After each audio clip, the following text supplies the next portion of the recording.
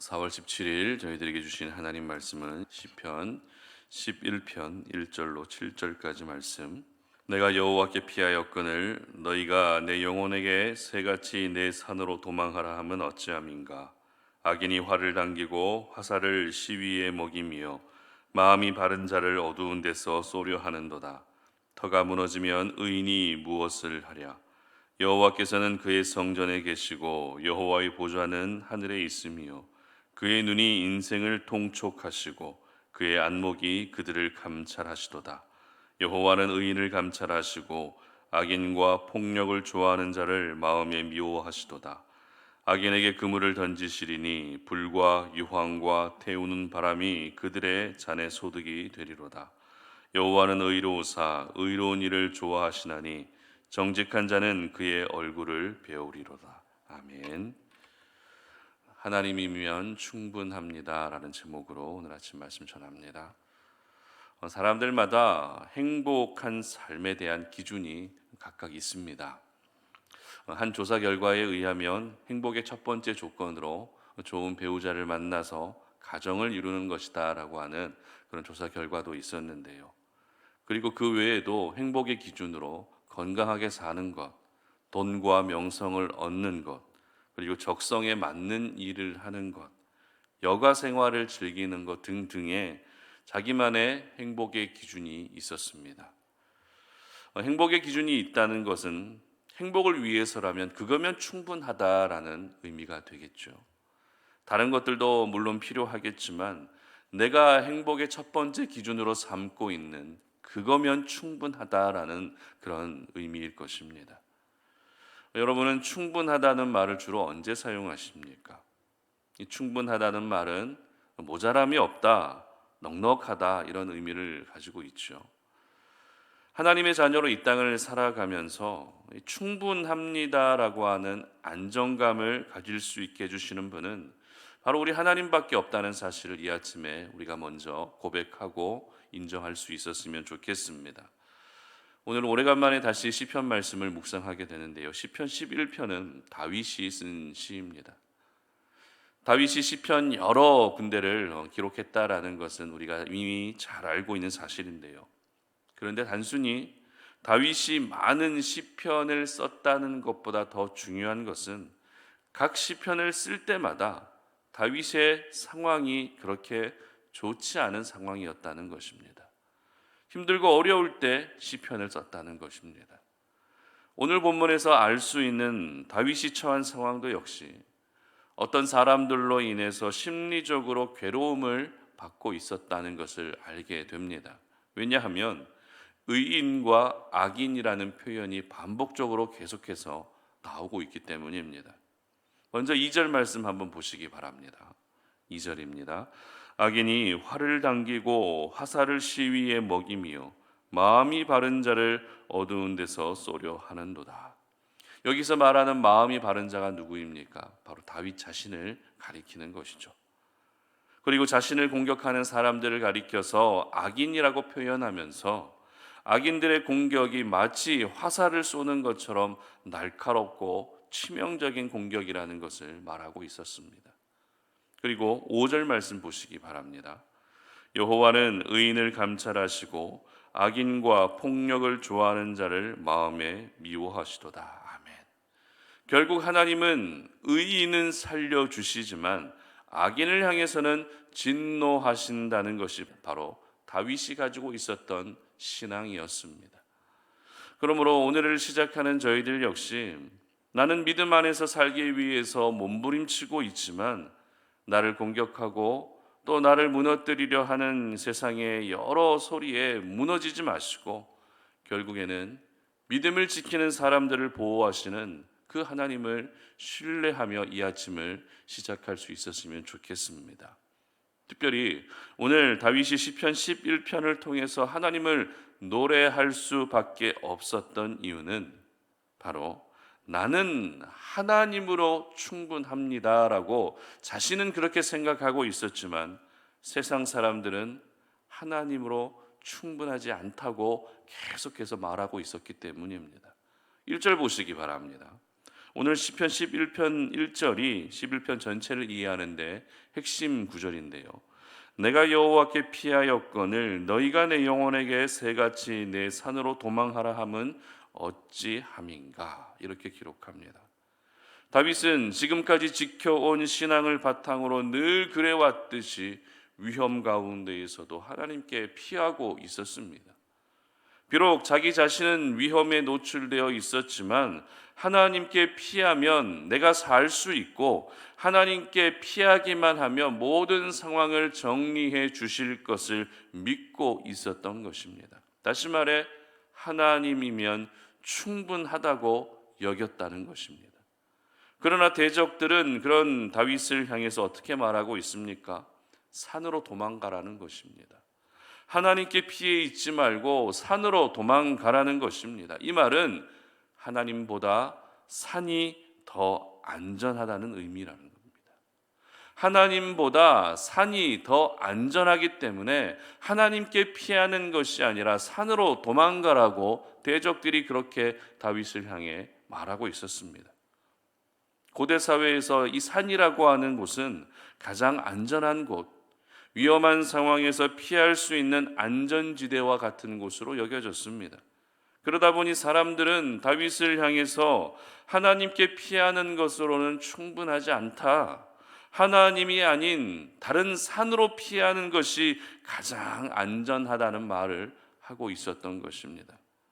바로 사람들의 이와 같은 말들이 다윗에게 화살처럼 내리꽂히고 있었던 것이죠. 산으로 도망하라는 말이 당시 사회의 분위기라든지 문화 속에서 이해하게 되면 그럴 수도 있다라는 생각이 듭니다. 그러나 우리 하나님은 한 시대의 문화와 분위기에 매이지 않는 분이십니다. 어떤 문화 속에서도 어떤 분위기 속에서도 그 모든 것을 초월하여 일하시는 분이 바로 우리 하나님이라는 것입니다. 그렇기 때문에 산으로 도망가라는 사람들의 말은 불신앙의 말이었던 것이죠. 하나님으로 충분하지 않다고 말하는 그들의 모습은 세상에서 가장 어리석은 자의 모습이었던 것입니다. 여러분, 하나님이면 충분할까요? 충분하지 않을까요? 충분합니다. 왜냐하면 우리 하나님의 능력과 주권으로 안 되는 것이 없기 때문입니다. 이 세상을 창조하신 하나님이 전능자이시기 때문에 하나님이면 충분한 것입니다. 하나님은 내가 처해 있는 위험 속에서도 건져내어 주시기에 충분하신 분이십니다. 하나님은 지금 내가 겪고 있는 어려운 상황들 속에서도 지켜주시기에 충분하십니다. 우리 하나님의 능력과 손길이 닿는 곳이 모든 영역에 걸쳐 있기 때문에 하나님이면 충분한 것입니다. 그러므로 이 시간 하나님이면 충분하다고 하는 이 믿음을 여러분 모두 다시 한번 가질 수 있었으면 좋겠습니다. 내가 하나님이면 충분합니다라고 하는 이 믿음의 고백을 가지고 오늘 이 하루를 시작할 수 있었으면 좋겠습니다. 그런데 하나님이면 충분하다고 하는 이 믿음을 갖기 전에 우리가 먼저 체크해야 될 부분이 있습니다. 그것은 바로 내가 지금 하나님으로 충분함을 느끼지 못하고 있는 부분이 어떤 것인가 하는 것을 먼저 점검할 필요가 있는 것이죠. 정작 내가 하나님을 믿고 있으면서도 그것으로 충분함을 느끼지 못하고 있고, 다른 곳에서 나의 목마름을 채우고 나의 갈급함을 해결하려고 하고 있는 그 부분은 어떤 것인지 우리가 먼저 점검해 봐야 한다는 것입니다. 이와 같은 것들이 점검되지 않고 무작정 내가 하나님이면 충분합니다라고 고백하는 것은 마치 형식적인 고백, 주문과 같은 고백밖에 되지 않는 것입니다. 여러분, 하나님 외에 충분한 것은 없습니다. 여러분이 하나님을 사랑하고 계시고 하나님을 의지하고 계시다면 그것으로 충분한 것입니다. 세상 속의 그 어떤 것들도 여러분을 만족시킬 수 없고 여러분에게 충분함을 줄 수 없습니다. 저희들이 계속 묵상하고 있는 사무엘상 말씀을 보게 되면 이미 우리가 묵상한 내용이 있는데요, 블레셋의 수적인 열세 가운데에서도 이스라엘이 이길 수 있었던 결정적인 계기가 있었습니다. 그것이 어떤 계기입니까? 바로 사울의 아들 요나단이 자기 부하 한 사람을 데리고 블레셋을 기습 공격했기 때문입니다. 이때 요나단이 어떤 말을 하는가 하면 사무엘상 14장 6절인데요. 제가 한번 읽어드리겠습니다. 요나단이 자기의 무기를 든 소년에게 이르되 우리가 이 할례 받지 않은 자들에게로 건너가자. 여호와께서 우리를 위하여 일하실까 하노라. 여호와의 구원은 사람이 많고 적음에 달리지 아니하였느니라. 아멘. 지금 이스라엘은 수적으로 블레셋에 압도당하고 있는 상황이었습니다. 그나마 요나단이 기습 공격을 결단했지만 단 2명이서 기습 공격을 해야 했기 때문에 과연 이 공격이 효과가 있을지는 의문이었습니다. 그러나 요나단은 여호와의 구원이 사람의 많고 적음에 달려 있지 않았다고 자기 부하에게 선포하며 나아갑니다. 무슨 말입니까? 하나님이면 충분하다는 것이죠. 기습 공격에 나서는 사람들이 많아야 충분한 것이 아니라 비록 2명이지만 하나님이 함께 하시기 때문에 하나님이면 충분하다는 것입니다. 그렇습니다. 하나님이면 충분합니다. 내 생각에는 다른 배경도 갖춰져야 될 것 같고 더 많은 사람들이 내 주변에 있어야 할 것 같지만 그것으로 충분해지는 것이 아니라 오직 살아계신 하나님으로 충분해지는 것입니다.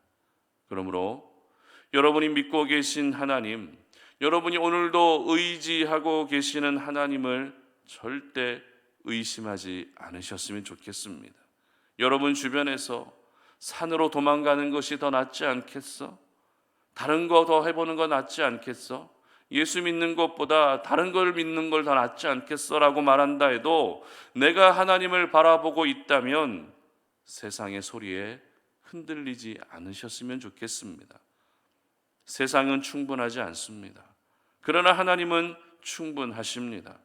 하나님께 피하면 그것으로 충분하고 하나님을 의지하면 그것으로 충분한 것입니다. 바라기는 우리 모든 성도님들이 다른 곳에서 충분함을 찾지 마시고 하나님 안에서 믿음 안에서 내가 날마다 충분해진다는 사실을 믿으시고 그렇게 하나님으로 만족해하며 살아가시는 저와 여러분들 되시기를 주님의 이름으로 축복합니다. 함께 기도하겠습니다. 하나님 감사합니다. 오늘도 이 아침에 주님의 앞에 나와서 예배하며 하나님의 말씀을 듣고 그 말씀 앞에 우리의 자신을 돌아보며 하나님이면 충분하다는 사실을 다시 한번 우리의 마음 가운데 깊이 새깁니다. 세상 속에서 다른 것들로 나의 충분함을 채우려 했던, 다른 것에서 나의 만족감을 느끼려 했던 우리의 모습들 이 시간에 모두 내려놓을 수 있도록 도와주시고 지금도 변함없이 내 삶 가운데 살아서 역사하고 계시는 하나님을 바라보고 그 하나님을 의지하는 것 자체가 가장 충분한 인생임을 기억하게 하여 주시옵소서. 오늘도 우리가 세상에 살아갈 때에 내 주변에서 다른 곳으로 피하는 게 더 낫지 않겠어?